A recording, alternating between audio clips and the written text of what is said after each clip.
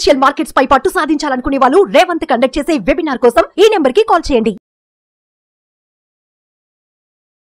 నమస్తే, welcome to Vishnu talks. ప్రస్తుతం నాతో పాటు NISM and CRISIL certified wealth manager Revanth Chalamala ఉన్నారు. వారితో మాట్లాడదాం. నమస్తే రేవంత్. నమస్తే అండి. రేవంత్, ఇప్పుడు మన చుట్టూ ఉన్న పరిస్థితులు ఏ విధంగా ఉన్నాయి అంటే, ఒక మగ పిల్లవాడికి పెళ్లి చెయ్యాలి అంటే అమ్మాయి వైపు వాళ్ళు తప్పనిసరిగా ఆ అబ్బాయికి, ఆ మగ పిల్లవాడికి సొంత ఇల్లు ఉందా లేదా అని చూస్తున్నారు. అంటే అబ్బాయికి నెలకి లక్షల్లో జీతం వస్తున్నా కూడా అసలు సొంత ఇల్లు అనేది ఉందా లేదా అని ఫస్ట్ దాని గురించి ఎంక్వైరీ చేస్తున్నారు. అంటే ఇక్కడ చాలా మంది అబ్బాయిల విషయంలో ఏం జరుగుతుందంటే, పెళ్లి కోసమనో లేదంటే పెళ్లి చూపుల కోసమనో అని చెప్పి చాలా మంది అప్పులు చేసో లేదంటే రకరకాల ఇబ్బందులు పడో లక్షలు కోట్లు పోసి ఇల్లు కొంటున్నారు కొంతమంది. ఏది పెళ్లి కంటే ముందే, అంటే వచ్చే వాళ్ళకి ఒక సొంత ఇల్లు చూపించుకోవాలన్న ఆలోచనతో. ఇంకొంతమంది ఏం చేస్తున్నారంటే, పెళ్లి అయిన తర్వాత ఈ బంధువుల ప్రెషర్తోనో చుట్టుపక్కల వాళ్ళ ప్రెషర్తోనో లేదంటే ఊర్లో వాళ్ళ ప్రెషర్తోనో చాలామంది అప్పులు చేసి EMIలు తీసుకొని ఇల్లు కొంటున్నారు. సో ఏంటి అంటే, ఇలాంటి ఆలోచనతో ఒక ఇల్లు కొనడం అనేది సరైన పద్ధతి అంటారా, లేదంటే ఏంటి ఒక ఇల్లు కొనడానికి సరైన నిర్ణయం అంటే ఏమని చెప్తారు దానికి? సో ఫస్ట్ థింగ్, మనము ప్రాసెస్ అంతా మార్చేసాం. ఇల్లు కొనటం అనేది తర్వాత ఒక క్రమ పద్ధతిలో జరిగేది. సరే, ఇప్పుడు ఏదో మనకు కొంచెం ముందలకి జరిగాం. ఈ రకరకాల EMI ఆపర్చునిటీస్ ఉండడం వల్ల బయింగ్ ఏ హౌస్ చాలా ఫింగర్ టిప్స్ మీద పని అయిపోయినట్టుగా ఉంది. కానీ దానివల్ల కూడా కొన్ని సమస్యలు ఉన్నాయి. సో బేసిక్గా ఫైనాన్షియల్ ప్లానింగ్లో ప్రధానంగా మనం ఎప్పుడైనా కానీ ఇన్వెస్టింగ్ దేంతో మొదలు పెట్టాలి అని అంటే, ఇంటితోటి కాదు, బ్యాక్ నుంచి రావాలి. Retirement, education, marriage and as in between house. So ఈ పద్ధతిలో రావాలని చెప్తూ ఉంటాం. కానీ ఇప్పుడున్నటువంటి ఈ సొసైటీ ప్రెషర్ వల్ల మ్యారేజ్ అవ్వాలంటేనే ఇల్లు ఉంటేనే జరుగుతున్న కండిషన్. అవును, 2 days బ్యాక్ మా ఇంట్లో కూడా డిస్కషన్, ఎవరిదో చుట్టాలకు సంబంధించి పెళ్ళి అవ్వట్లేదు, ఇల్లు కొంటే పెళ్ళి వచ్చిందంట. ఇల్లు ఉంటేనే పెళ్ళి అవుతుంది. సో ఇల్లు కొన్నారు. నా దగ్గర ఒకళ్ళిద్దరు క్లయింట్స్ దగ్గర కూడా సేమ్ కామెంటరీ విన్నాను. సో బేసిక్ గా ఇల్లు అనేది బై డిఫాల్ట్ గా ఒక ప్రెషర్ ఎలిమెంట్ గా మారింది. అది ప్లెజర్ కాదు, ఒక నీడ్ కంటే కూడా ప్రెషర్ అయింది. అది ఇప్పుడు ఒక ఒత్తిడి అయిపోయింది. ఇల్లు అనేది ఒక ఒత్తిడిగా మారింది. సరే, ఓకే, దాన్ని పూర్తిగా ఎలిమినేట్ చేయాలా చేయొద్దా అన్న దాని మీద చాలా వీడియోలు చేసాం. లేదు, మనం దానికోసం కూడా కొంతవరకు ఇల్లు తీసుకోవాలి అన్న కాన్సెప్ట్లో కూడా మనం మాట్లాడదాం. సో ఇక్కడ ఇల్లు తీసుకునేటప్పుడు ఎంత పెట్టి కొనాలి, ఇది మన చేతుల్లో ఉందిగా. ఇల్లు ఉందా లేదా చూస్తారు, ఎంత పెట్టి కొనాలనేది మాత్రం మన చేతుల్లో ఉండేదే కదా. 50 లక్షలు పెట్టాలా, 70 లక్షలు పెట్టాలా, అది మన చేతుల్లో డిసైడింగ్ ఫ్యాక్టర్ మనమే కదా. సో ఇది మన చేతుల్లో ఉన్నప్పుడు చాలా విషయాలు మనం కంట్రోల్ చేయగలుగుతాం కదా.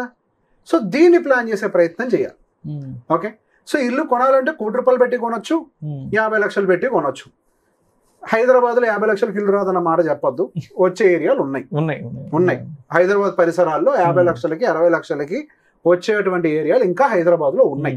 అసలు లేని కాదు. కోర్ సిటీ, KPHB ఇట్లా అంటే దొరకపోవచ్చేమో, కానీ కొంచెం వెనక్కి వెళ్తే బాచుపల్లి అట్లాంటి BHEL బెల్ట్ లో ₹5,000 గజానికి దొరికేస్తాయి. 5,000 కూడా ఉండకపోతే 5,000 గజానికి దొరుకుద్ది. ఇప్పుడు సిటీ మధ్యలో అయితే 6,000, 6,500 ఉంటుంది. ఒక డబుల్ బెడ్రూమ్ ఫ్లాట్ హీనపక్షంలో 60 లక్షలకి అయితే వచ్చేస్తుంది కదా, ₹1,00,00,000 పెట్టుకునే బదులు. సో బేసిక్ గా దీనికి ఒక స్టాండర్డ్ కేసు తోటి తీద్దాం, అందరికి అర్థమయ్యే విధంగా. ₹1,00,000 జీతం నా దగ్గరకు వచ్చిన కైండ్ ఆఫ్ ఒక కేస్ స్టడీ అనుకోండి, ఏదన్నా అనుకోండి, ₹1,00,000 జీతం అనుకోండి. ఆ ₹1,00,000 జీతంలో హీనపక్షంలో ఎంత వద్దన్నా కానీ ₹30,000 ఇంటి ఖర్చులు ఉంటాయి ప్రతి మనిషికి, సహజం కదా. ఆ పైపెచ్చు వాళ్ళు ఒకవేళ ఇల్లు అద్దెగా తీసుకుంటే ₹15,000 ఇంటి అద్దె ఖచ్చితంగా ఉంటుంది. సో అయితే ఒక ₹45,000, ₹50,000 అనేది హైదరాబాద్ లో బతకడానికి అయ్యే ఖర్చు. ఇది ఒప్పుకోవచ్చు కదా. సో బేసిక్ గా మిగతా 50,000 మిగిలినాయి. ఈ 50,000 తోటి మనం ₹1,00,00,000 ఇల్లు కొనాలా, 60 లక్షల ఇల్లు కొనాలా, ఏ రకమైన ఇల్లు కొంటే మనం సెక్యూర్డ్ అవుతాం, ఇది కదా ఇప్పుడు మనం నిర్ణయం తీసుకోవాల్సింది. మీ దగ్గర 20 లక్షలు 20%, 20 లక్షలు సహజంగా పెట్టుకుంటారు ఇల్లు కొనేటప్పుడు. 20 లక్షలు మీరు ₹1,00,00,000 ఇంటికి డౌన్ పేమెంట్ కడితే 80 లక్షల మీరు అప్పు చేయాల్సి వస్తుంది. So called housing EMI. ఈ హౌసింగ్ EMI గాను యావరేజ్ గా మీరు తక్కువ ఒక ₹76,000 మీరు EMI కట్టాల్సి ఉంటుంది ప్రతి నెల. సో బేసిక్ గా మీకు నెల ఖర్చే 30,000. ఈ 76,000 కట్టడం సాధ్యమా? ప్రాక్టికల్ గా టైట్ అయిపోతుంది సిచ్యువేషన్. ఆల్మోస్ట్ 75% ఎలిమెంట్ మీ శాలరీలో ఈఎంఐ ఉంటే మీరు బతకడం కష్టం అవుతుంది. సో అది ఒకటి కొంతవరకు అడ్జస్ట్ చేసుకున్నామని అనుకున్నా గానీ ఫ్యూచర్ సేవింగ్స్ అనేవి నిల్లు. నాకు తెలిసిన వాళ్ళు కూడా చాలా మంది ₹1,00,000 జీతం వచ్చే వాళ్ళు 80-90 వేల రూపాయలు ఈఎంఐలు కట్టేస్తున్నారు అంట. చాలా మంది ఉన్నారు. చాలా మంది ఇద్దరి జీతంలో ఒకరి జీతం ఈఎంఐకి పోయే వాళ్ళు చాలా మంది ఉన్నారు. అవును, అసలు ఇంకా ఫ్యూచర్ సేవింగ్స్ అనేది మర్చిపోండి, అది లేదు. ఒకరేమో ఈఎంఐలు పెట్టేసుకుంటారు, ఒకరేమో ఇంటి ఖర్చులు మెయింటెనెన్స్ పెట్టుకుంటారు. ఇట్లా చాలా మంది చేస్తున్నారు, భార్యాభర్తలు అనగా. సో బేసిక్ గా చాలా మంది ఇట్లా చేస్తున్నారు. కానీ ఫ్యూచర్ అనేది కూడా ఒకటి ఉంది కదా, ఇల్లు ఉంది, ఆ ఇంట్లో మీరు ఉండాలిగా. అదే ఇంట్లో మనకు సమస్యలు కూడా ఉంటాయి కదా, అన్ఎక్స్పెక్టెడ్ ఈవెంట్స్ ఉంటాయి మన లైఫ్ లో, చాలా తెలియనివి, ఉద్యోగం పోవడం, రిసెషన్లు, రిటైర్మెంట్, పిల్లలకు సంబంధించిన రకరకాలు. సో దాంతో పాటుగా మనకు ఫైనాన్షియల్ కూడా ఉండాలి కాబట్టి instead of going for 1 crore property, go for 60 lakh property. అదే 20 లక్షలు మీరు డౌన్ పేమెంట్ కట్టండి, 40 లక్షలు ఈఎంఐ తీసుకోండి, దాంట్లో సగం వస్తుంది. అప్పుడు సుమారుగా 32-33 వేలు ఏదో వస్తుంది.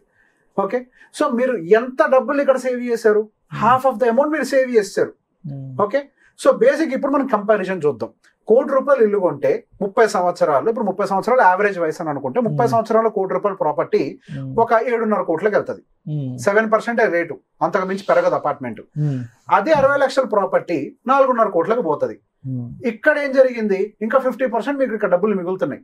ఈ 50% డబ్బుల్ని మీరు యావరేజ్ గా 32-33 వేలు ఏదో మిగిలింది కదా, 33 అంటే దాదాపు 36 వేలు మిగులుతాయి.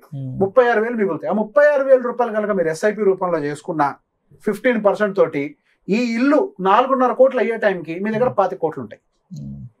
25 ప్లస్ 4.5 29.5 కోట్లు మీ దగ్గర ఉంటాయి. 60 లక్షల ఇల్లు కొంటే ఇప్పుడు అదే ₹1,00,000 ఇల్లు కొంటే మీ దగ్గర ఉండేది 7 కోట్లే. 7.5 కోట్లు కావాలా, 29.5 కోట్లు కావాలా? ఇక్కడ 29.5 కోట్లు ఫిగర్ పెద్దది ఒకటే కాదు. ఈ 29.5 కోట్లలో మీ దగ్గర 4.5 కోట్ల రియల్ ఎస్టేట్ వాల్యూ లైక్ ఇల్లు, సొంత ఇల్లు ఉంది. దాని మీద మీ దగ్గర లిక్విడ్ అసెట్ ఉంది. దాంట్లో మీ పిల్లల చదువులు, మీ పిల్లలకు పెళ్లిళ్ళు, మీ రిటైర్మెంట్, ఇవన్నీ కూడా ఎర్లీ ఏజెస్ నుంచి మీకు చేసుకోవడానికి సాధ్యం అవుతూ ఉంటుంది. అదే గనక మనం పెద్ద ఎత్తున పెట్టుబడి పెట్టుకొని కనుక దిగితే ఇది సాధ్యం కాదు అనిపిస్తుంది. మాకుండదా గేటెడ్ కమ్యూనిటీలో ఉండాలని? ఉంటది, కానీ దానికి మన ఆర్థిక స్తోమత కూడా అనుకూలించాలి కదా. ఒకవేళ మీ ఆర్థిక స్తోమత ఒక 10 సంవత్సరాల తర్వాత అనుకూలించింది అనుకోండి, అది అమ్మేయండి, అది అమ్మేసుకొని డౌన్ పేమెంట్ ఇక్కడ కట్టుకొని ఇక్కడ కొనుక్కోండి. మీ స్తోమత అయితే అనుకూలించింది కదా. మీకేమో ఒక వైపుగా ఫైనాన్షియల్ అసెట్ బిల్డ్ అవుతూనే ఉంది. ఆ 36 వేల రూపాయలతో ఎస్ఐపి చేస్తూనే ఉన్నారు. అది 25 కోట్ల జర్నీలో ఆల్రెడీ సాగిస్తుంది, దాని పని చేస్తుంది. మీరు గేటెడ్ కమ్యూనిటీలకు తర్వాత రావాలనుకున్నప్పుడు, స్థితి బాగున్నప్పుడు దాన్ని అమ్మేసిరండి. ముందెందుకు రావాలి? ఇక్కడేంటి, ముందే చూపించుకోవడం కోసం గేటెడ్ కమ్యూనిటీలో కొనాలనుకుంటే మీకు ఈఎంఐ బటన్ ఒకటే కాకుండా పైన 10,000 మెయింటెనెన్స్. గేటెడ్ కమ్యూనిటీ అన్న తర్వాత ₹2,000 చేయాల్సిన పని మంది 3,000 అడుగుద్ది. గేటెడ్ కమ్యూనిటీ అన్న తర్వాత జనాలుగా మన మీద ఎక్స్పెక్టేషన్ ఇంకా పెరుగుతుంది. దానికి తగ్గ కార్ ఉండాలి, దానికి తగ్గ ఇంటీరియర్స్ ఉండాలి, దానికి తగ్గ లైఫ్ స్టైల్ ఉండాలి, అన్ని పెరిగాయి కదా. ఇక్కడ వాస్తవం ఏంటి అని అంటే మనం దాన్ని ఎఫోర్డ్ చేయలేము. అసలు వాస్తవం ఏంటి, ఇంటినే ఎఫోర్డ్ చేయలేము మొర్రో అని అంటే దానిపైన ఇవన్నీ కావాలి. ఇది ఒకటి ఉంటే సరిపోదుగా, అవన్నీ కావాలి. సో ఈ ప్రాసెస్ అంతా మనం తెలియకుండానే ఒక ఊబిలో చిక్కుకున్నట్టుగా చిక్కుకుపోతాం, కొట్టుకుంటాం, బయటికి రాలేము. మునగనియదు, బయటికి రానియదు. ఎక్కువగా కదిలితే లోపలికి వెళ్ళిపోతాం. ఎటు కదలేని సిచ్యువేషన్ కూర్చోబెట్టేస్తుంది. సో ఇల్లు తప్పనిసరి పరిస్థితుల్లో అండర్ ప్రెషర్ కొనాలనుకునే వాళ్ళకి మాత్రం స్టిల్ ఎలాంటి నిర్ణయం తీసుకోవాలనేది మాత్రం మన చేతుల్లోనే ఉంది. కాబట్టి నీ కొనద్దు అని బ్లైండ్ గా చెప్పకుండా, అదేదో ఉంటాయి కదా పరిహారాలు, పరిష్కారాలు. సో బేసిక్ గా ఇక్కడ పెద్దవాళ్ళందరూ కూర్చొని, నేను అందుకే చెప్తాను, if you have any confusion consult an advisor. ఏదో ఒకటి బ్లైండ్ గా చేసి ఇబ్బందులు పడేదానికంటే కన్సల్ట్ అన్ అడ్వైజర్ కూర్చోండి, మీ స్థితిని ఎక్స్ప్లెయిన్ చేసి సరైన నిర్ణయం తీసుకుంటే స్వామి కార్యం స్వకార్యం రెండు అవుతాయి.